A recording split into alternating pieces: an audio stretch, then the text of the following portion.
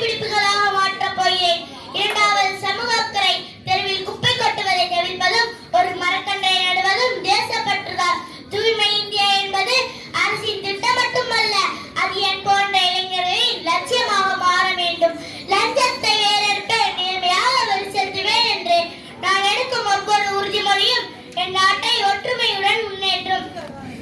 சாதி மத பேதமின்றி நேசிப்பதும் ஒருவருக்கொருவர் உதவி செய்வதும் தான் என் நாட்டை ஒற்றுமையுடன் முன்னேற்றும். வருங்காலத்தில் நான் ஒரு விவசாயியாக மாறி நம்மாழ்வார் கண்ட நஞ்சில்லாத உணவையும் நிலைத்த வேளாண்மையையும் உருவாக்கி காட்டுவேன் என்பதை பெருமிதத்தோடு கூற கடமைப்பட்டுள்ளேன். முடிவாக ஒன்று சொல்கிறேன். விவேகானந்தர் கண்ட கனவு தேசம் இது.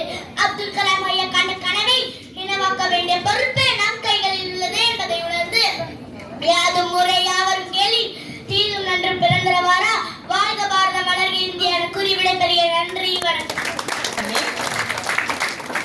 அடுத்த போட்டியாளர்